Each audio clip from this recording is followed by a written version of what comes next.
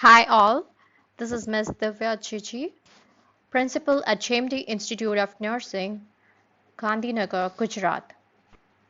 Hi everyone, a warm welcome to all of you to this channel. I'm going to discuss about the infection prevention and control practice among the healthcare workers during this period of COVID-19. This is intended to guide you basically in the infection control and prevention that we need to follow in order to protect ourselves as well as others in the healthcare setting from any kind of cross infection. So here we go to the next slide, which talks about the goals of infection prevention and control. Infection control is an essential component of care. Healthcare workers are at risk for coming into contact with germs that can cause disease by spreading from one person to another. Goals of infection prevention and control: to lower the risk of infection in the hospital if it increases with the outbreak, to enhance the safety of staffs, patients and visitors, to help reduce the transmission of healthcare associated infection, to help align practice, monitoring, quality improvement and scrutinize. There are several practices used by healthcare professionals to stop the spread, and one of them is standard precautions. This is considered as universal precaution because these are the basic infection prevention and control measures to protect both the healthcare workers and patients from infection. And in a condition like COVID-19, which is an infectious respiratory disease, all healthcare facilities must promote and practice standard precautions on a priority basis. And the reason behind that is because contagious disease, this is a contagious disease and this spreads not only from one person to another, but it contaminates the healthcare workers, the environment, and in turn, it can be a source for infection to many other persons. Hence, the standard precaution need to be applied to all the patients in all healthcare settings and always. So now that you have understood the standard precautions, let's go through the elements of standard precautions. The elements include hand hygiene, cough etiquettes or respiratory etiquettes, use of personal protective equipments, environmental cleaning and disinfection protocols, disinfection of reusable patient equipments, safe injection practice, sharp management and injury prevention, collection, transportation of respiratory specimens, transporting of infectious patients, monitoring of healthcare workers. We already know that the standard precautions are the minimum infection control measures to prevent cross-infection. But in case we know what infectious disease is and how it spreads, then we follow specific transmission-based precautions in addition to standard precautions. So, transmission-based precautions that are followed in healthcare facilities, these are droplet precautions, contact precautions, and airborne precautions. Let's understand each in little more detail. Droplet precautions is used when a person has suspected infection with germs that are transmitted by large droplets such as of COVID-19. And these are produced due to coughing, sneezing, talking and even exhaling. Now these droplets can travel to at least 1 meter. Hence, cover your mouth and nose while coughing or sneezing with mask, tissues or flexed elbows. Limit movement and ensure patients wear medical masks outside their rooms. Patient can be placed in a single room or together with people of the same etiological diagnosis. Again, if the patients are in the same ward, ensure that the beds of each patient have distance maintained of 1 meter. Now the PPE the health workers need to wear is medical mask, gown, face shield or goggles, gloves, and also they need to maintain a distance of 6 feet with another person. Contact precautions. Now if a patient have an infection or colonized with germs that can be transmitted from direct contact with patient or their environment. This particularly happens by hand contamination, which is then touched on eyes, nose or mouth. So avoid touching frequently these areas. Also, if possible, try to use disposable or dedicated equipments for patient. If need to be shared among patients, then clean and disinfect between each patient's use. Again, avoid contaminating the immediate environment of the patient, like say light switches, door handles, curtains, knobs, toilets, etc. As usual, limit the patient's movement, and if necessary, whenever the patient is moving out, then wear the mask. Also, place the patient in a separate room or together with the same diagnosis. Airborne precautions. Now, these are transmitted through inhalation of droplet nuclei that can remain in air for long distance, even more than 1 meter. Patients infected with this disease are caused by small airborne droplets such as of TB, COVID-19. Droplet nuclei of COVID-19 could transmit through airborne, especially in poorly ventilated rooms or poor use of PPE also. So these patients are typically held in specialized negatively air pressurized rooms or a room which is well ventilated. And the staffs here are requested to wear gown and gloves, N95 mask, goggles or shield when entering into patient's room. The isolation rooms are kept closed and only opened when required.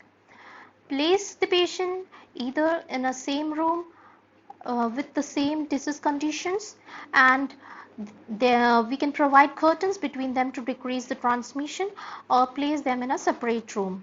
The patient's movement need to be restricted, and if they come out of their rooms, then make sure that they wear medical mask.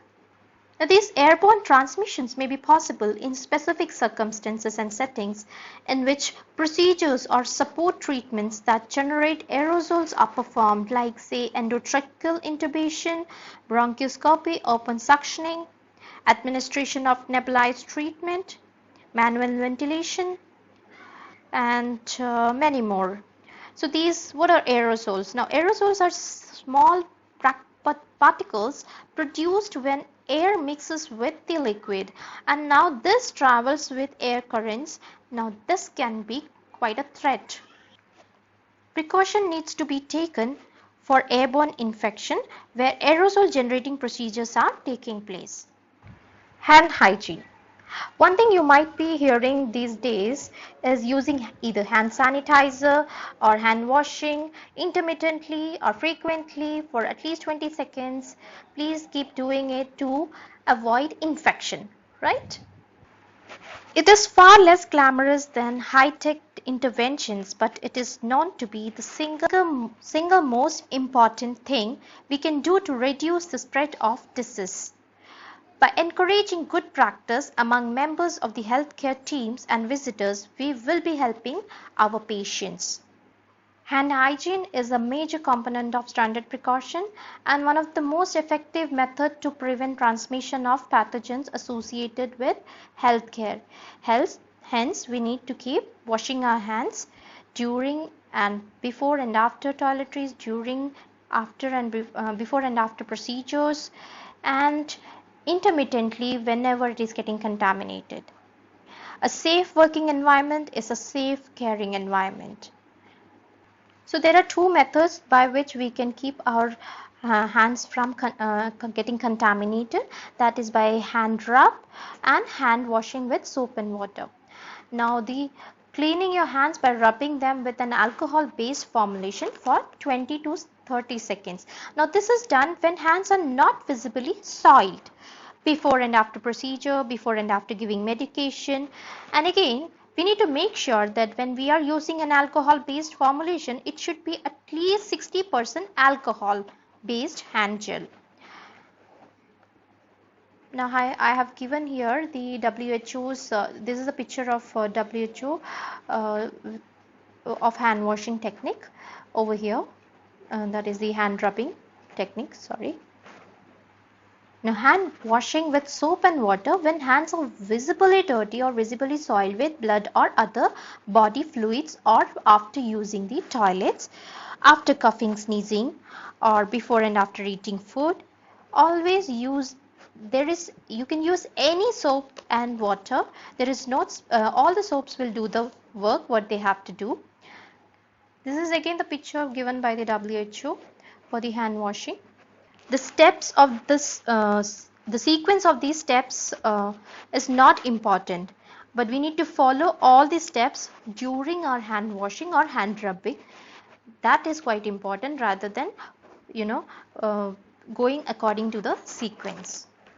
Also, we need to remember a few things in our mind, that is, artificial nails must be removed, should not be worn.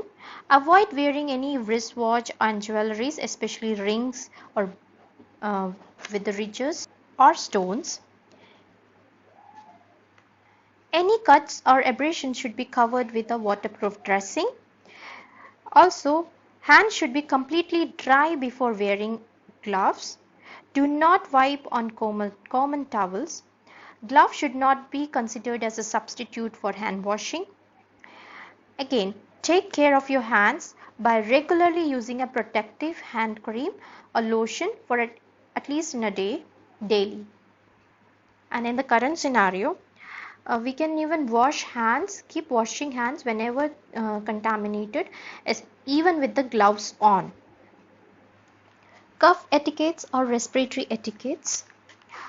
Cover nose and mouth with tissue when coughing or sneezing. Dispose of tissues in the nearest waste receptacles after use immediately. Perform hand hygiene after contact with respiratory secretions and contaminated objects or materials. In absence of tissue handkerchief, patients need to be instructed to cover their nose and mouth with arms or with elbows flexed during coughing or sneezing. Do not spit here and there. Use mask for suspected COVID-19 patients all the time. Separation of at least 6 feet between two persons to decrease the risk of transmission. So all persons with signs and symptoms of a respiratory infection, regardless of presumed cause, must follow respiratory hygiene or coughing etiquettes. Personal protective equipments. These are protective gears designed to safeguard the health of staffs by minimizing the exposure to a biological agent. Now, these are the available PPE for the healthcare workers. Now, goggles or face shields. Now, these should be providing good seal with the skin of the face, covering the eyes and the surrounding areas, and even accommodating for prescription glasses. And these are majorly for the prevention from droplet infections. Mask. Now these, since this is a respiratory virus, hence protecting the airway from droplet aerosols prevents further infection. Now, depending upon the work environment, triple layer medical mask is there, or otherwise N95 respirator or mask can be used. Now, this N95 mask or respirator has a high filtration efficiency to airborne particles. Next is gloves. Now, gloves, this can be majorly usually it is better to use nitrile gloves. They actually resist chemical, including certain disinfectants such as chlorine. Gowns, apron, and also coveralls. These are actually designated to protect torso of healthcare providers from exposure to virus. Now, these are impermeable to blood and body fluids. This should be used in there should be a single use only for this. Coveralls will be having along with that the head cover. However, when we are wearing gowns, then we should separately wear a head cover also, which will actually keep your hair fit inside the head cover. Next is the shoe cover. Now these are to be used over the shoes, facilitated to the personal protection and decontamination. Now inside these, the shoes should be worn into the wards should be, which is separate. Again, they should not be taken outside the hospital, the shoes that you are using. Now again, it depends upon the risk of exposure. We can select the PPE, what kind of PPE need to be used in which kind of situations. For example, if the risk of COVID-19 is less in suspected wards compared to confirmed COVID-19 wards, and the risk will be higher in COVID-19 ICU. As the patient in ICU might be on ventilators or aerosol generating procedures, so we need to evaluate the risk before selecting any PPEs. Also, it would be good if we post sign outside the room of the patient, which will actually clearly describe the type of precaution we need to take for each patient. With the patient not suspected for COVID-19, surgical masks will work. And if the staffs have to work in a zone of confirmed COVID-19 patient, then the staff should wear eye protections, there or a face shield, then surgical mask, gown, gloves, because even the interaction will be within 3 feet, right? So hence the protection is very much required. Then staffs who are performing under aerosol generating procedures on suspected patients, then the staffs must wear N95 respirators or masks, eye protection or face shield, gown, gloves, and if they are in the ICU or if they are getting the coveralls, along with that shoe cover, and hood will be already there with the coverall itself. Then here in this slide, how to minimize the direct unprotected exposure. That is, here it has been put down, like in what all scenarios, what things need to be done immediately.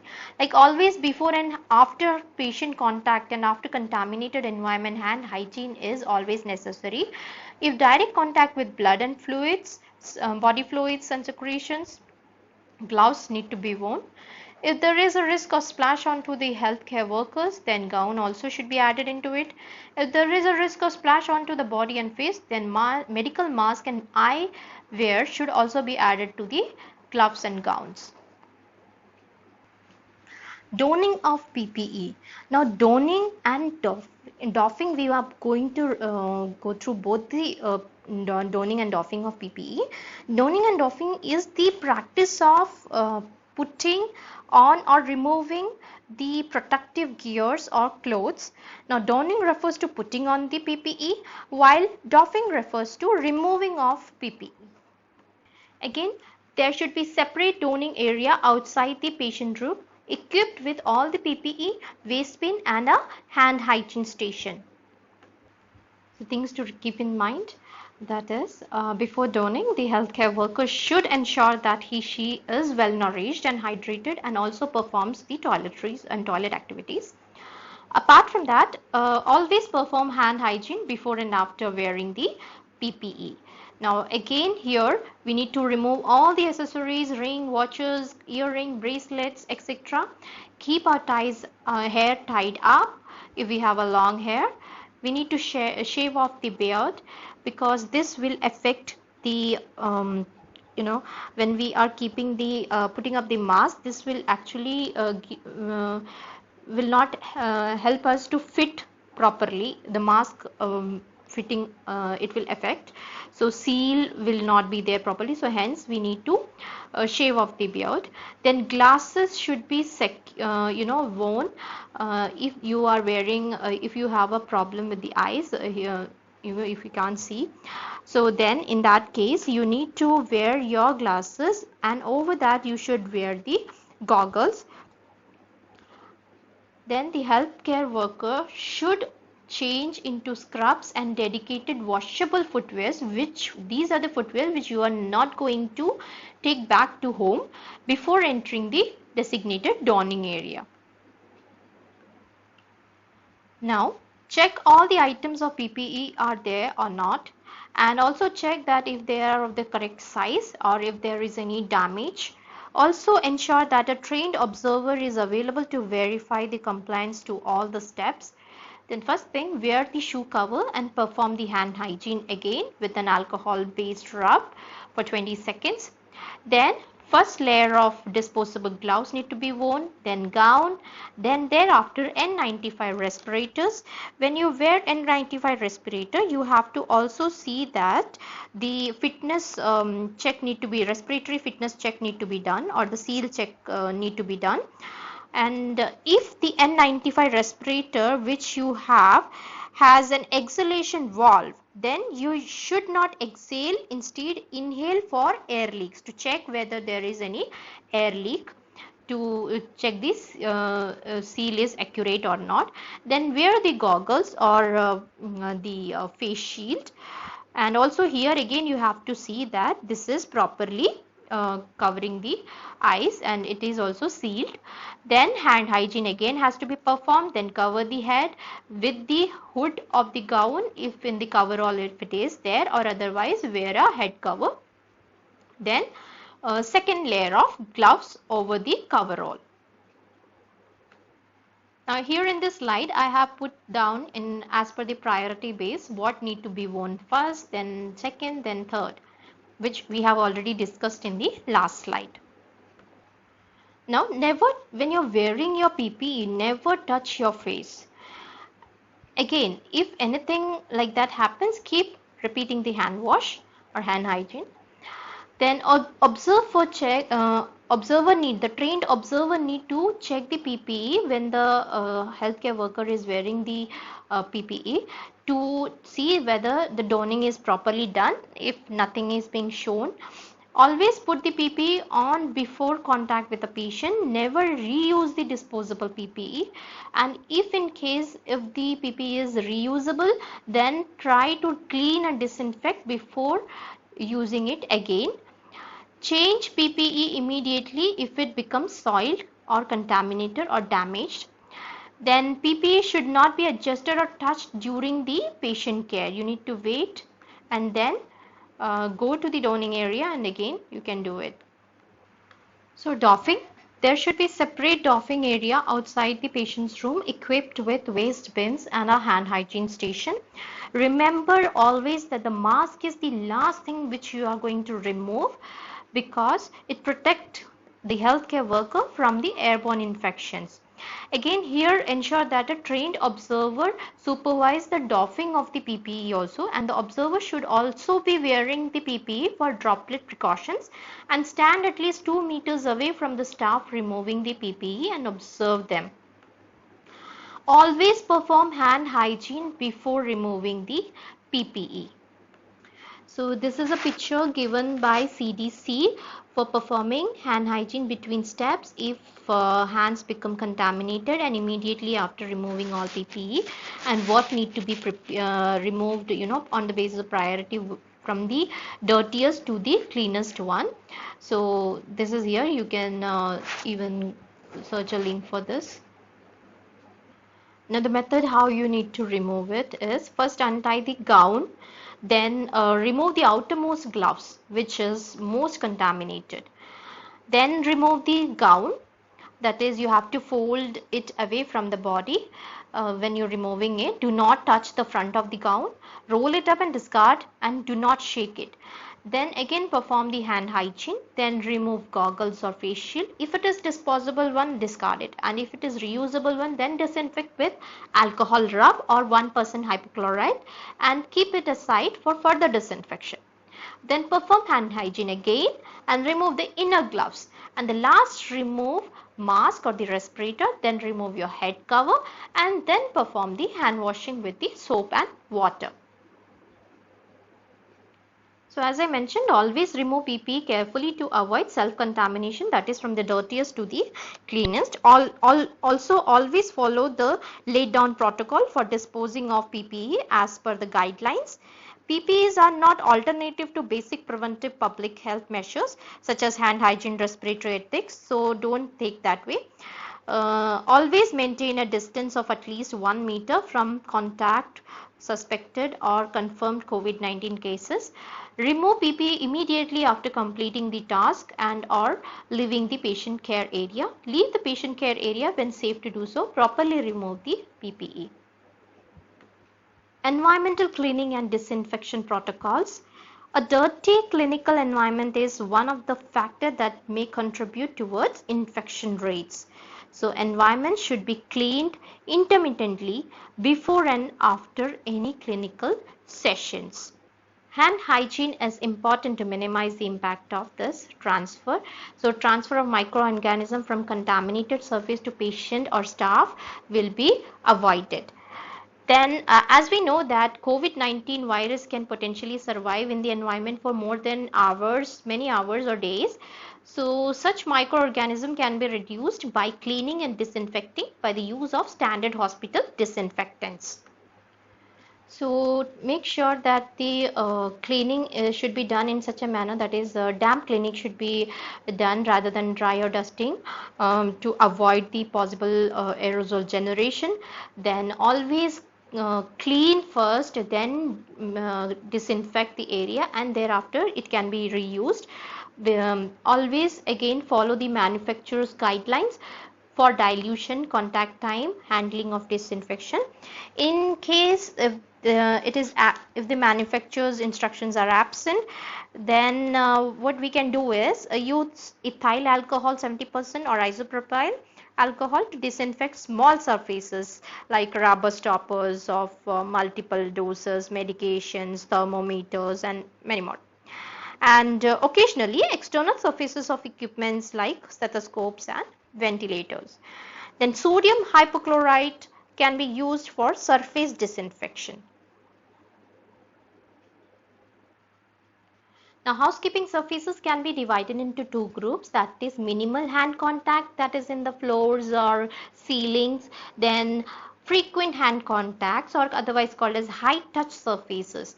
Now these high touch surfaces of patients, like I already mentioned earlier, that need to be cleaned and disinfected most frequently, like say door knobs, bed rails, light switches, wall areas around the toilets, in the patient's room, edges of privacy curtains, and etc. Again, clean horizontal surface focusing where the patient have been lying. This is required by the healthcare workers, the housekeeping department also, to wear all the PPE when they are cleaning, and wear gloves when handling and transporting used patient care equipments. Before removing equipments from the patient room, medical equipments must be disinfected. Then cleaning solutions, cleaning clothes and mop heads needs to be changed frequently, as if it quickly contaminates cause of wet cleaning. Then equipment used for cleaning and disinfection is cleaned and dried after each use. Do not spray or occupied or unoccupied rooms with disinfectant, as it is not a proven disease control pattern. Discard disposable items as waste as per the biomedical waste management. Spillage should be dealt quickly, disinfected properly. Take into account the surface where the incident has happened. It is vital that reusable equipment is decontaminated between each patient to reduce the infection spread. Decontamination is the combination of process, that is cleaning and disinfection and sterilization, used to ensure a reusable medical device is safe for further use. So decontamination of reusable non-invasive care equipment should be done between each uses after blood or body fluid contaminations. Even when we are handling with the linens or transporting it, the personnel should wear PPE, and they must be trained on proper use of PPE and hand hygiene. All soiled clothing and linen should be gathered without making any kind of motions or fluffing. And badly toned or linens which can be which is clean also should be disposed of. Remove soiled materials from the soiled linen and dispose the soiled waste in toilet before placing the linen in the laundry bag. Now here all the infectious linen, that is soiled ones, or used by suspected patients, need to be placed directly into a water soluble bag and secure. Then place it into the plastic bag. Then used and infectious linen bags must be tagged with their ward number, their the care area and the date on which this was packed. Then avoid sorting linen in the patient area. Ensure that the linen should not touch the body while handling it. Take only the number of clean linen which need to be taken for one patient. Do not carry all together and then give it to different patients, because if it is taken there, this should not be again brought back. If it is extra, this should not be taken back to uh, the locker area where you actually keep the clean linens. That is considered as unclean, so that therefore only carry for one patient at a time. So make sure this, when I mentioned that it has to be carried, the soiled linens need to be carried in a water soluble bag. So in that, freshly prepared 1% bleach or hypochlorite should be added into it and then transported to the laundry, and the plastic bag should be tightly sealed and labeled. Now these infected linen should be packed in double bag to avoid leakage and to give the strength in holding the bag. Again, ensure frequent cleaning and disinfection of linen hampers, trolleys and shelves. Ensure all personnel handling soiled linen maintain standard precautions and perform hand hygiene intermittently and after removing PPE. Prevention of needle stick and injuries from other sharp instruments. The main hazards of a sharp injury are hepatitis B, hepatitis C and HIV.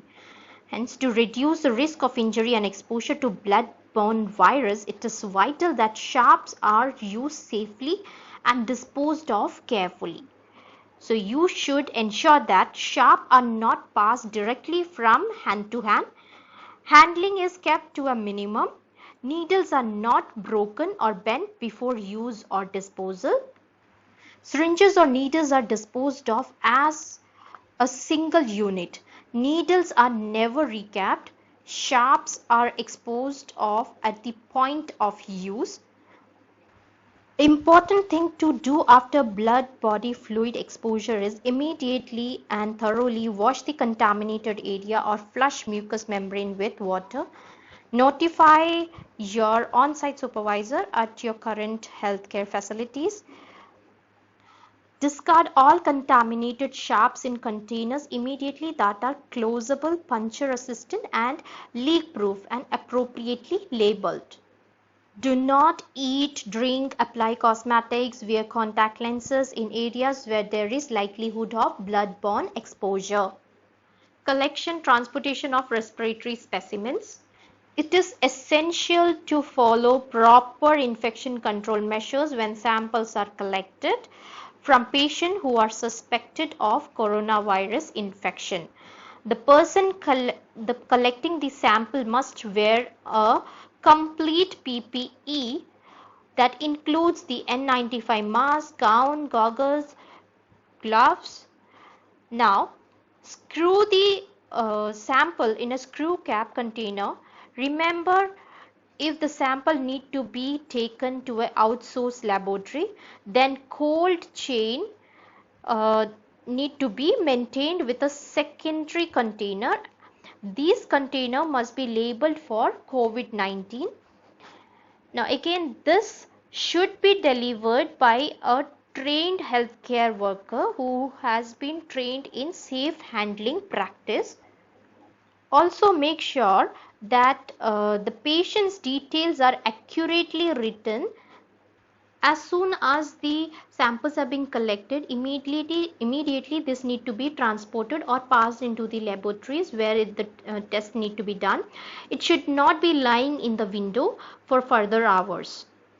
Transporting of infectious patients. Now, if the transportation is within a healthcare facility itself, then patients should be wearing masks, especially when we are taking them out of the isolation room or the area.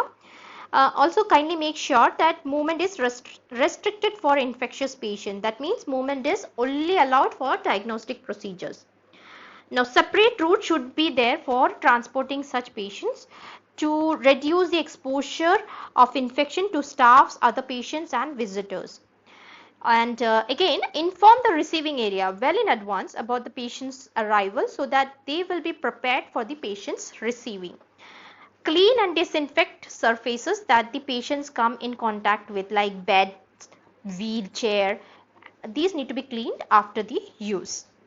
Ensure the healthcare workers who are transporting patients with COVID-19 wear proper PPE and religiously perform hand hygiene. Then transporting infectious patients pre-hospital or transporting outside the healthcare facilities for certain diagnostic procedures, if in case the hospital is not having its own.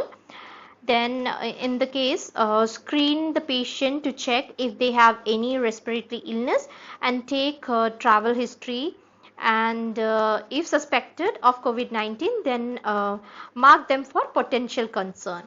Then after pre-hospital care or transport has been provided, follow recommended procedures for waste disposals and for cleaning and disinfecting the emergency vehicles and reusable patient care equipments.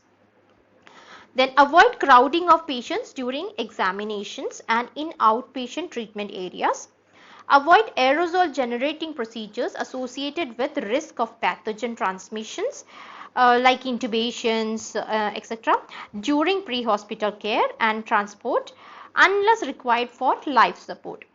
Ensure that the transport vehicle have as high a volume of air exchange as possible, like opening the window.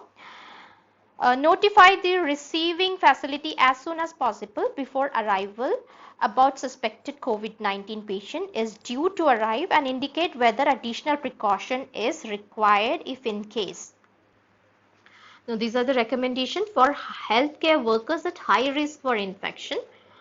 Quarantine for a period of 14 days in a designated setting after the last day of exposure to a confirmed COVID-19 patient. Be tested for COVID-19. Psychological support to be provided to healthcare workers during quarantine and even if the healthcare worker is confirmed of COVID-19.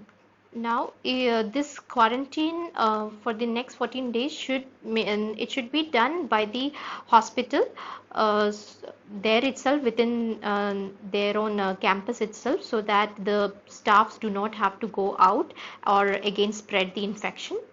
Also, they need to be asked to be in touch with their family members through video calls, and so that they will not be psychologically affected, and their family also can should be counseled. Recommendation for healthcare workers at low risk for infection. Now, these healthcare workers need to keep monitoring their temperature, their own, and also respiratory symptoms daily for 14 days after the last day of exposure to a COVID-19 patient. If they develop any symptom, they must call the healthcare facilities, maintain standard precautions and wear appropriate PPE, and maintain hand hygiene religiously. And as usual, they need to also follow the in case if they are considered exposed or they have the symptoms of COVID-19, then they need to follow this same routine what the other patients are following, except that they are kept separately within the same campus itself. They should be provided food as well as stay. So at the end, I would like to say that keep maintaining hand hygiene, keep maintaining respiratory etiquettes, keep disinfecting and cleaning the environment, because this is quite important to keep the infection away. Also maintain a physical distance of 6 feet. Then avoid close and unprotected contact with people who have fever or respiratory symptoms. And this is again being emphasized by WHO again and again, which we all are further explaining. Also, it is quite necessary that these are few points which I would like to add at the end. That is, uh, uh, the mask. If we need to wear the mask, and for the people, at least keep changing your those who are problem with the respiratory infection, then they need to keep changing every 6 hourly, or whenever it is getting moist. And for the visitors who want to be with the patient, only one family member need to be assigned as a caregiver in case if they want to. Apart from that, we can also avoid infection if they are by as a nurse or a healthcare workers, by clubbing all the tasks together and minimizing going into the rooms of the patient number of times, or even when home quarantined, we can follow these things as a family members. We can follow these all things for the person who is suspected of COVID-19, or they are home quarantine because they might have traveled from certain areas, or they are suspected of this. These are the few links which you can definitely go through. These are the reliable links from where you can get the right informations. Thank you so much.